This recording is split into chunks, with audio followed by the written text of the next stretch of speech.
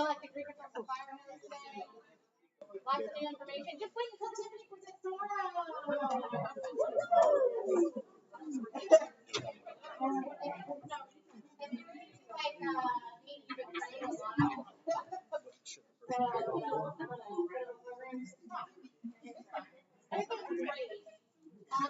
Let you know, Title II is a labor of love for us. There are 3 new documents that have come out from the U.S. Department of Ed yesterday. We're getting into those guidance documents. Actually, we're just hitting the question document with you guys. There are 2 other documents that we have linked at the end. One that specifically gets into recruitment, retention, keeping people happy, that stuff, right? And then the other document is about having a diverse workplace. So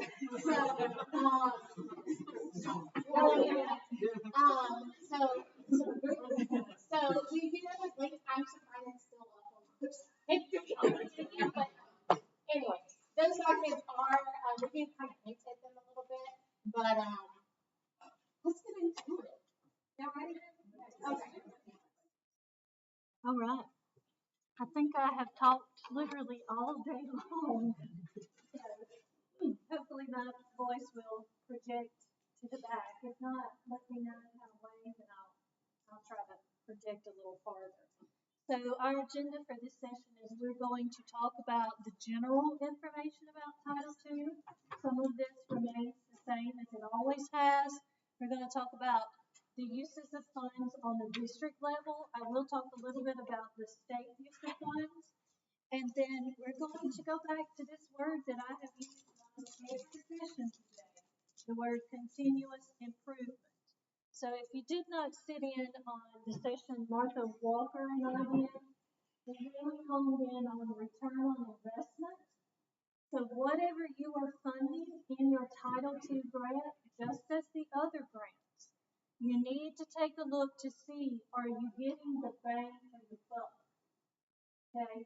Just like you do in your personal life, are you getting the bang for your buck when you invest in something? I used the example of the little vacuum. Yeah, the rumba. The little vacuum that you purchased that is a circular vacuum and it goes all over everywhere.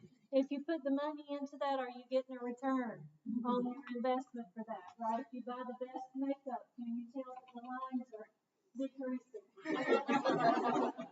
I haven't found it yet, girls. Let me know if you found one, right? But you want to do the same thing with your federal funding, okay? You want to look at the return. Is it working? When we talk about like class size reduction, when you're reducing those class sizes, can you tell in the student achievement data that you're pulling that you've decreased the class size? You want to look and see, right? You've got to evaluate your programs. And so you're going to hear that all throughout ESSA Academy.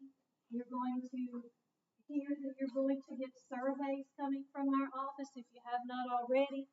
We've done a REAP survey, we do a Title IV survey, we do an NMD survey, so that we can look at the data.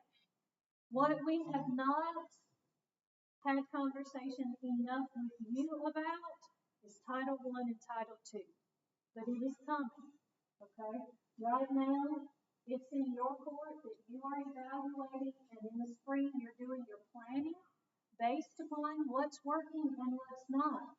But pretty soon, your program manager will begin to have those conversations with you.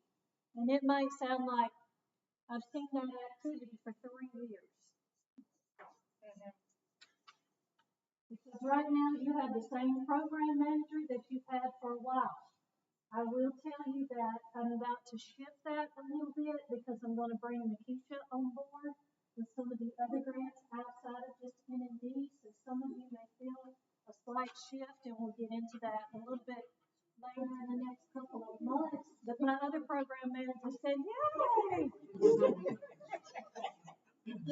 But for now, Leslie could pull up Greenville's plan and say, I've seen that 4 years in a row. Let's talk about it. Okay? Is it really working? Okay, why do I continue to see it?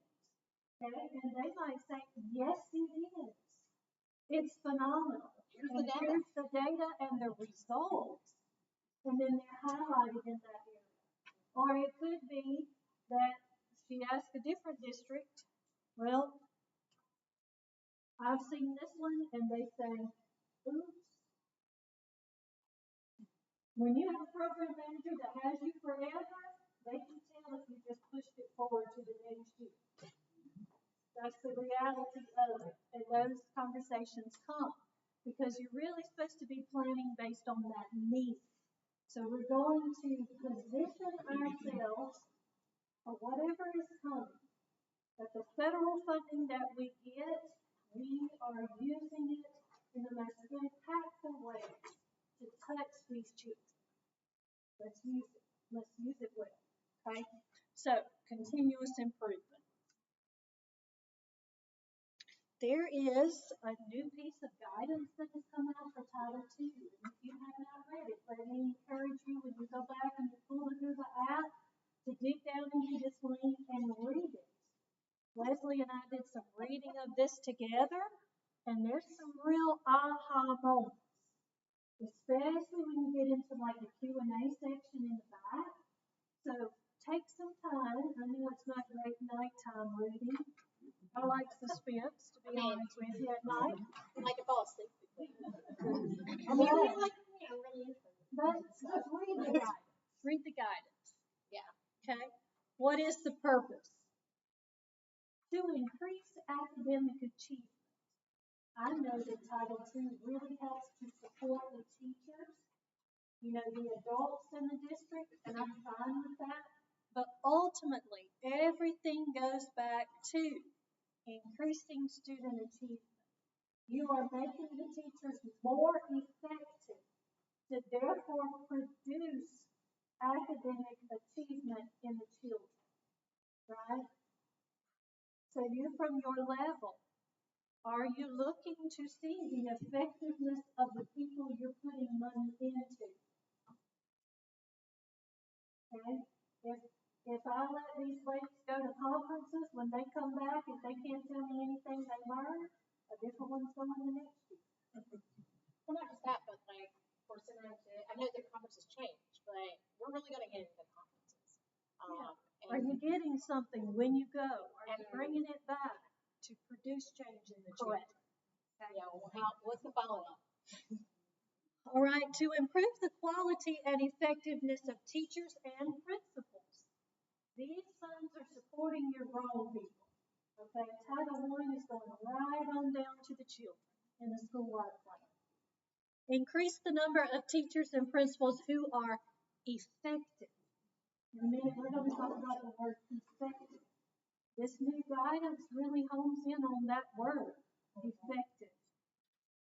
In improving student academic achievement in schools. If I'm really good at what I do, it's nice to be incentivized for being really good at what I do, right? You really want to retain who is really good at moving the needle. And Title II can support all that. Provide low-income and minority students greater access to effective teachers and principals. That comes through recruitment, right? We're trying to get effective teachers in hard-to-reach places, and that's difficult, especially if you are a smaller district that sits beside a larger district that can pay a lot more. You have to think about what can I do to recruit them in here? What are we doing that will outshine the next? And then how can I keep them, right? Okay, here's some key definitions, all surrounding Title II. It's going to tell you what the difference is between professional development and training. And Title II really wants to see that what it is funding is sustainable and it's intensive. It's longer than 1 day pop. Okay, so if you're going to do some professional development for your teachers, it's not going to be a standalone or short-term workshop. It must be intensive, collaborative, job embedded, data-driven, and classroom focused. Okay, and then training is a standalone, but notice it says trainings are typically not able to be funded by Title II. Okay, it's looking for that intensive, long-standing PD. Okay, when we get ready to do allocations from the SEA side, our side, before we distribute it out to the LEAs, I will tell you that for the majority of all of these grants, we push most of the money out to the districts. We do reserve a little bit at the state for Title II. We have our own allowable use of funds for what the state can use. It's a little bit of a reservation to do as well. And you find that in all of the grants. Title IV has it, we can reserve a little bit. And we reserve like 1% in every grant for administration, okay, so that we can run and operate the programs. Okay, how can you use the funds? What would be deemed allowable? If you are a newbie to family programs, we have an allowable use of funds guidance document on our website, or you can get it from your program manager. If you do not know who your program manager is on our team, the Consolidated Finance and Applications team, you can see me and I can introduce you to that person even while you're here at ESSA Academy. But you can pull that document. It's like a yes or no type of document, but it's not all inclusive. Like here are going to be things that we need to have a conversation about, and you can do that with your program managers. Okay? District uses of Title II funds. When considering how to use Title II funds, the district must do these things. Address the learning needs of all the students. Okay, this goes back to the needs assessment. What do these kids need? And how can we do that through helping the adults in the district, right? Focus to the extent possible on evidence-based decision making. Prioritize the allocation of funds to high-need schools. Sometimes we forget that. Okay, prioritize the funding for your most needed schools. Consult required stakeholders. That includes the private schools too. Charter schools. Everybody comes to the table to talk about the needs and how Title II can help in meeting a need. So you might pull up the school renewal plan, district strategic plan, and you look at the goals associated with the district's goals, and you say, okay, I'm the federal programs person and I understand the allowability of these grants, so I can go ahead and tell you that goal 2 could be supported by Title II. Goal 3 could be supported by Title I. Okay, you're the expert on allowability. So you need to study allowability so when you come to the table to talk about the goals of the district, you know what funds can help fund those goals. Okay? Funds made available under Title II must supplement, not supplant.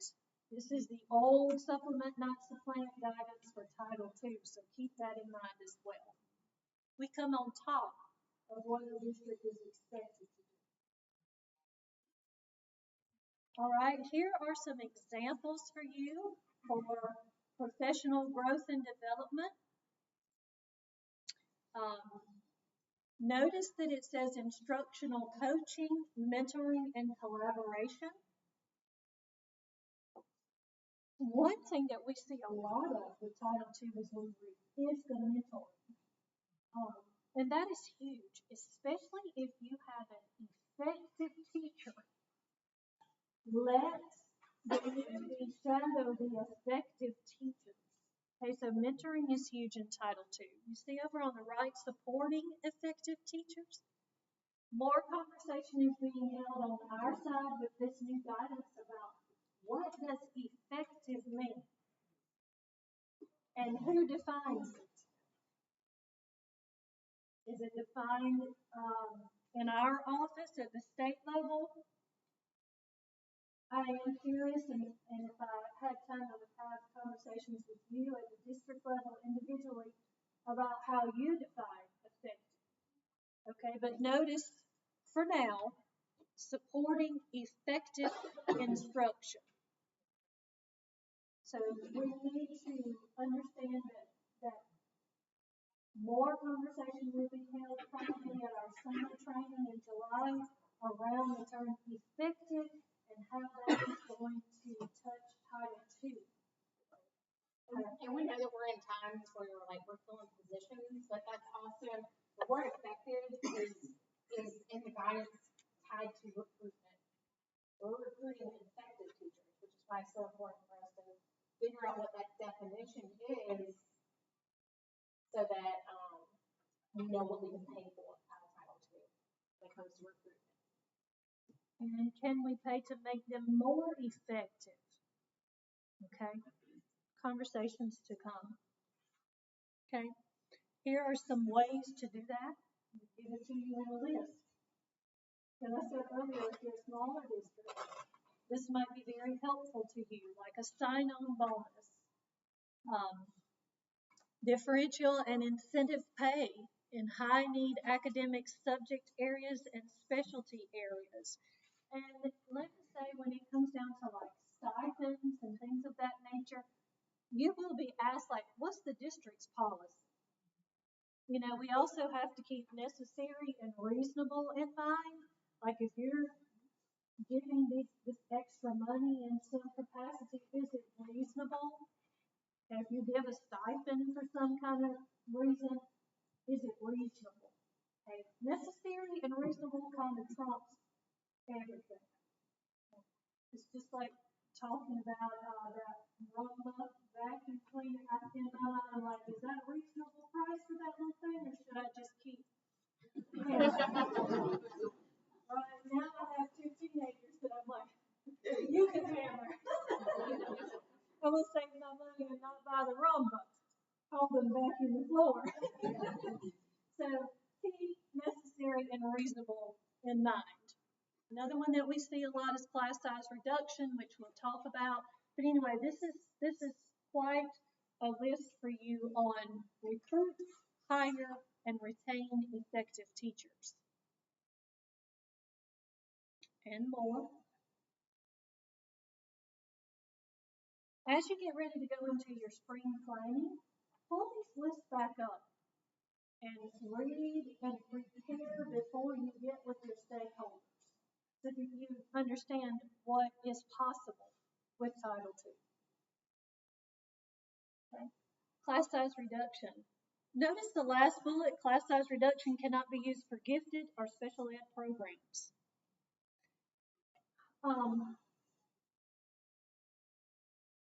What I don't want to see, and I've done this job for a long time, what I don't want to see is that I don't know what to do with Title II, so I'm just going to do everything class size reduction.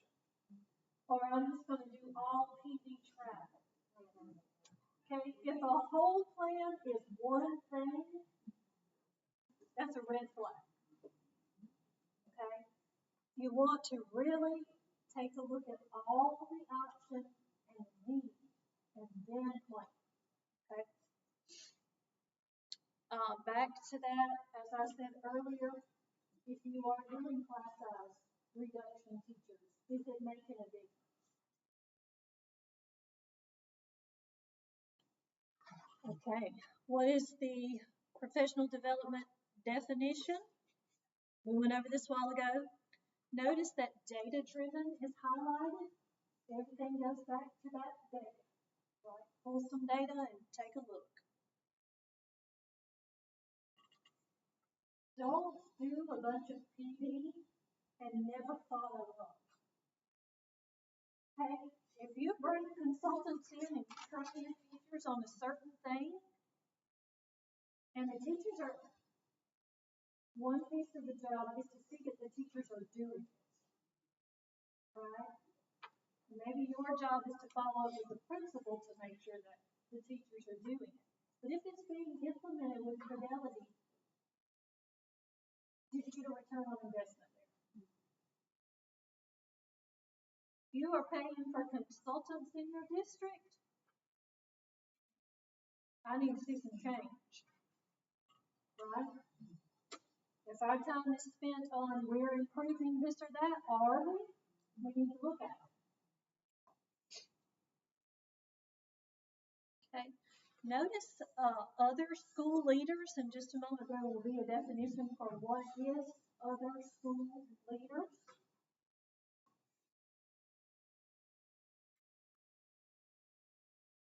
Here we go. ESTA defines a school leader as a principal, an assistant principal, or other individual who is an employee or officer of an elementary or secondary school, district, or other entity operating those, and responsible for the daily instructional leadership and managerial operations in that school building. So it's that second bullet that you hone in on when you're trying to decide who you can provide PD to or help out to become more effective in some way. That's the definition of other school leaders. Yeah, so one of the things I'm going to point out is that in that list you saw teachers, principals, and other school leaders, but we didn't really see a lot tagged from the LEA level or the district office, right? You have to have a really strong justification for us to send somebody from the district office to PD using Title II. I'm trying to think if I don't get to a slide that talks about leadership academies with principals, somebody go, yeah, we need to talk about that. All right, so I really want to hone in on conferences and workshops. Jennifer's already talked to you about the fact that, like, we need to see that you're like bringing stuff back. I love to travel. I like to go to new cities. I like to learn from other professionals. But if you're spending the money on PD where people are traveling, then you need to really see a return on investment. And this is straight from the guidance. So there was a question on the guidance that talked about travel out of country, which I was like, okay, sure, no. But then it also said out of state. And that was a huge, like, whoop, whoop, for me, like, what? Out of state? You need to say that again. Yeah. So let me say it again. There's a question in the document that talks about, is travel allowable out of country, which we're like, no. And then it says out of state. And I was like, oh, yeah. Because so many of our conferences that we go to are out of state. And the answer was rarely.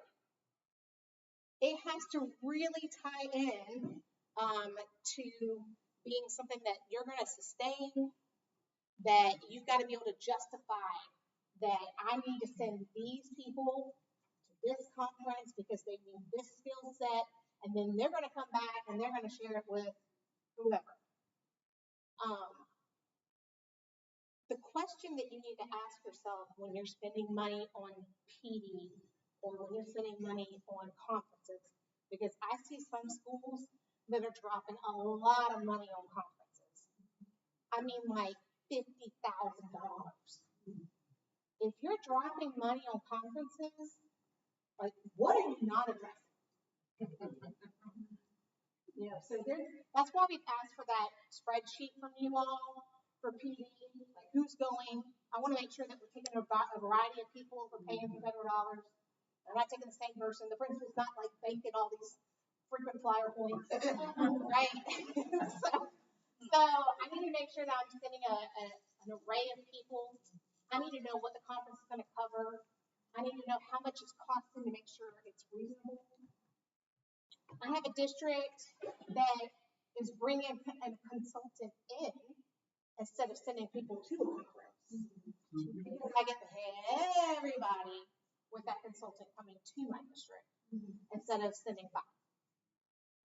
So it's just some conversations you need to have, especially you all need to have with principals. Y'all, like I see it a lot in middle school plans,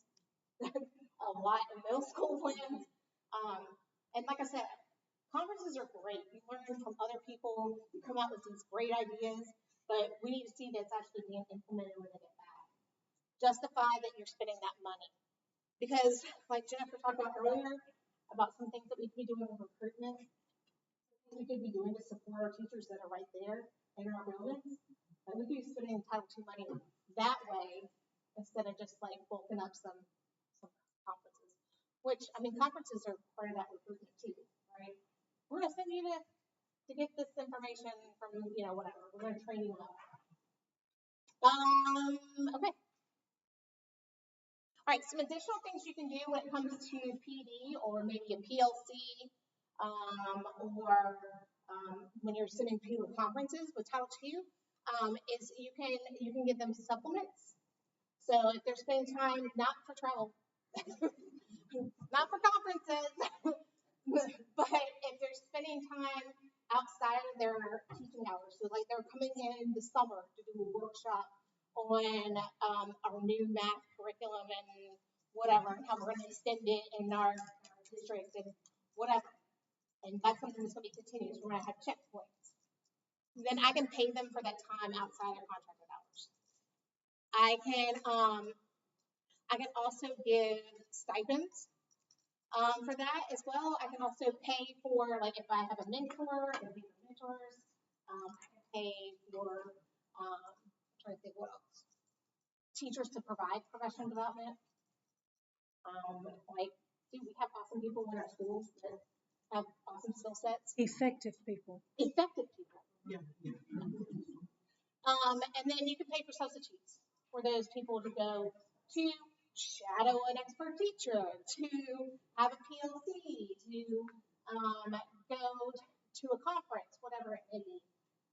You can pay with that. Let's talk about supplies.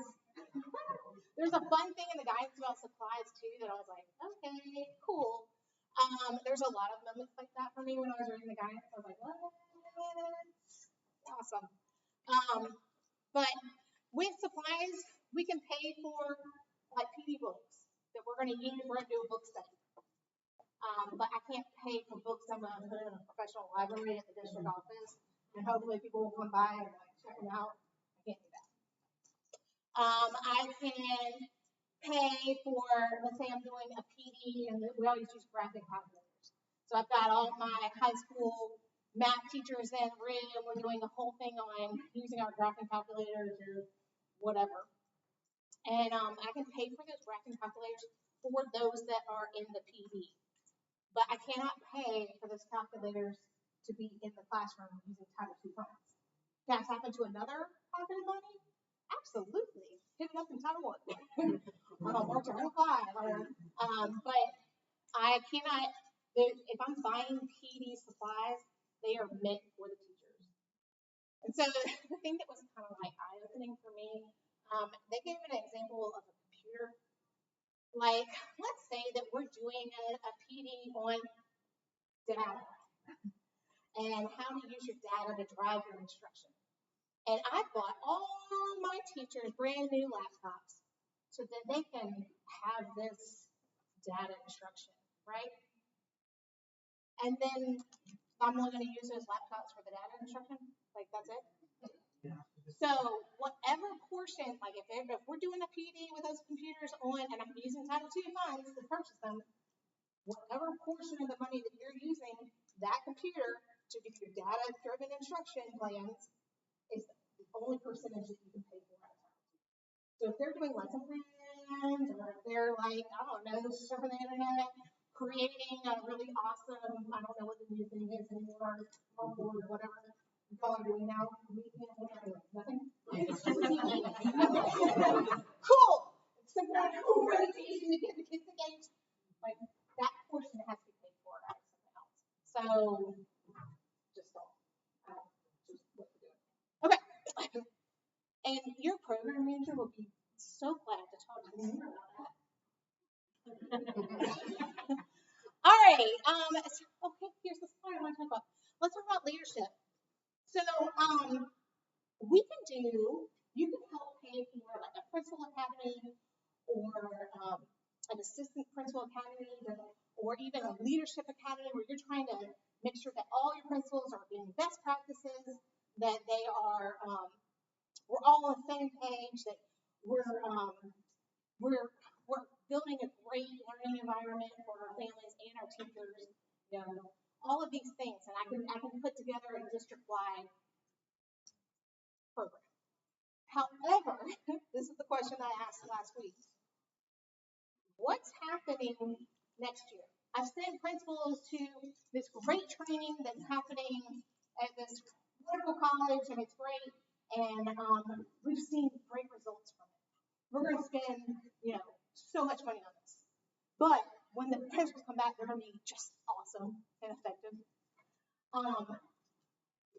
What I need to see in the return on investment is that your principals are actually staying. Like, we're not trading up people with our Title II money for them to go get marketables for somebody else, right? So make sure that you keep that in mind. I'm not saying that don't pay for things like that, just conversations that you've had internally. Okay, this is one we did all the time. And it's one that's been very controversial in our office. So can I use my Title II funds to support creating curriculum, content, and materials along with state standards? No, I can't. I can't. So I want to get a group together for them to unpack these standards and blah, blah, blah. No, Title II. I want to get a group together. Can I create these new district-wide assessments for these new science standards? No, not with Title II. What I can use it for is if the primary purpose of the activity is to produce if it's to produce the materials, then I can't pay for it. But if it's like PD, then yes, I can pay for it. So I'm pulling in a group of teachers, and we are learning about these new standards. We are going to talk about ways that we can evaluate these standards. We're going to do all that. I can pay for that, but as far as because we have y'all that will try to pay for district assessments, creating parent-friendly standards, creating evaluation tools, all of those. We can't. Pacing guides. Thank you so much. Pacing guides. We can't use Title II to supplement those pacing guides. You got to find supplemental money to pay those teachers a different way. But yeah, that's the big one we see is pacing guides. Okay. So I can use Title II to help with teacher advancement. We already talked about mentor trainings. We talked about being a mentor, but there's training that takes place. So, I can send my mentors to mentor training. I can pay for additional certifications for them if it's a need in your district. And I always ask districts about this too. Like, if I'm paying for graduate courses, specifically, like, let's say I'm paying for graduate courses for someone to get their administration degree. Like, what's my intent with them? Like, do I have a need in my district for them to be an administrator? Because if not, why am I paying for that? But so if you've got like a huge group of gifted and talented students, and you need more people, then yes, we can pay for that. Yeah. So if I have teachers who are interested in taking the classes for themselves, yeah. What is the policy? Do they get reimbursed after they finish the coursework? They do. They do. Yeah, so usually what happens is you have some kind of policy in place that covers you if they don't pass. Like, we're not paying for practice exams if they're not going to pass it. So,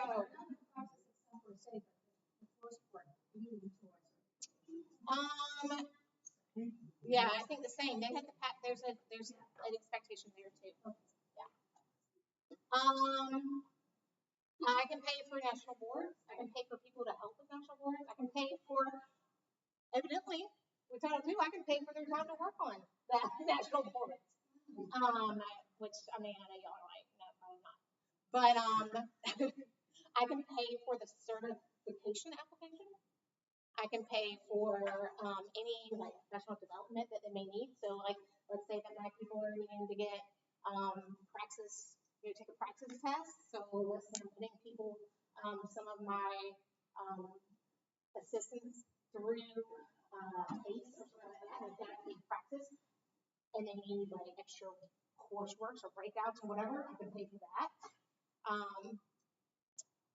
And yes, we can pay for advanced degrees, but like I said, it needs to be tied to a need. Or there needs to be an intent for that person to have a position somewhere in your district. Often a district policy associated with retaining after Yes. help. And that was the conversation I had last week too. Like maybe there's something they signed saying like, oh, we're going to stay after we pay for it. You know, again, we're not paying for somebody to go get an admin degree and then we're going to go to the next district. So as far as like paraprofessionals, people that are out of field, we can pay for their coursework, their exam prep, and their exam fees. Now, again, that goes back to like if they pass, you should have some kind of policy in place about that. So that's all, and that's the goal. The end goal is what? That they're fully certified, right? That's right. So, you know, we have several programs here in South Carolina. I'm sure you guys are well acclimated with all of them. Can I ask a quick question? Yeah. Okay. In regards to, like in our district, we have a lot of teachers, uncertified teachers that are on the alternative route to becoming certified. So once they complete that certification, we could actually reimburse them for the money that they're paying to invest to become certified under the Title II? Okay. Thank you. Yes, ma'am. So can you pay for it in advance if there's a stipulation that if they don't complete the course or pass it, they have to pay it back? Probably a district policy. The district Policy. Yes. So, Probably be better to protect them. Some people just vote on it. yeah. District policy. Yeah. You gotta, you know, kind of lean on what your district policy says. So does that also include CTE teachers? Yeah. I would think so. Yeah. Because Does it also include CTE teachers? Other questions about advanced degrees? Getting people to fill your classroom position. and so this goes back to talking about it as stakeholders, right? Like what are the needs that we want to do as a district? What's the most important? Because the money only goes so far, right? So it goes back to those needs and that needs assessment. Does it include, like, the advancement, I guess, does it include the Read to Succeed endorsement? Because technically that is required. It is not included. So, So let me tell you what we have paid for. Yeah. So if something's required, like no, we can't pay for that. So Read to Succeed is required, so we cannot pay for those courses. However, I don't know, we have some crazy people out there that want to do above and beyond on courses. And we can't pay for those because they're supplemental at that point. You've already met your, you know, your Base requirement. yes. So, we can pay for those extra ones because I guess people like to fill their time. I don't know, but all right. So Jennifer already kind of talked about this. We just need to make sure that we're having meaningful consultation with our stakeholders. So who are our stakeholders?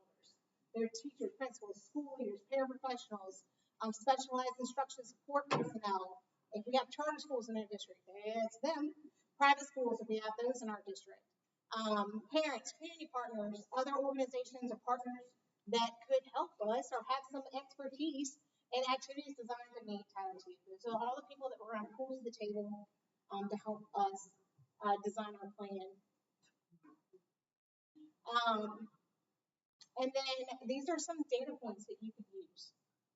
So student assessment data, which we talked about with the class size reduction, like, needs to see that it's working. There's a reason why you're always putting it in first grade. Tell you why. So we need to see that that's happening. Some student outcomes, that we're seeing that they're more prepared. So for that third grade magic number that they've got to reach for their reading, maybe I decide that I'm going to supplement second grade because I'm really trying to get them to that third grade mark, right? So there needs to be justifications as well as data that backs up what you're doing. Recruitment and retention data. Am I keeping the people that I've hired? Survey data from educators, students, and families on the school climate. That's a big part of Title II, is school climate. Like, that has to do with retention, right? If my teachers are happy, they usually say, when I say the district next door is paying more, that they're happy because they love the people they work with. Their classroom buddy across the hall always gives them a bathroom break, right? So what are we doing to retain our teachers? And what data do you have to support that? Data on professional development. Like, what do they feel like they need professional development on? What I've spent them on, is it been beneficial? How have they continued to use it once they got back? And then educator evaluation data as well as school leader evaluation data. Data on our effective teachers. So that's actually a report that we put together in our office every year. It's called the IOI report. And so it's on our website under Title II. It's fun. It's fun. But it's literally looking at what percentage of teachers you have that are ineffective, out of field, or inexperienced in our Title I schools. Because that goes back to what Jennifer was talking about, being equitable with our Title I schools. You know, it's real easy for me to hire somebody at a school that has an amazing PTO that, and all the students are, they're high achievers. But what am I doing to retain my teachers in my harder schools? And then we talk about class size reduction. Okay, let's play a game. Oh, what time is it? Okay, let's not play a game.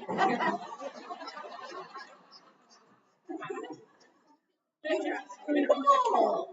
All right, what I would like you to do is I would like for you to remember that the purposes of Title II are to increase student achievement, improve the quality and effectiveness of educators, and increase the number and provide greater access to qualified teachers, principals, and other school leaders. So I would like for you, when you get back to your district, or when y'all are out having drinks later, that for y'all to have a conversation about some innovative ideas. So that's our charge to you, and to evaluate what you're spending your money on. Here's some resources, including that diversity one. And they don't get touched on.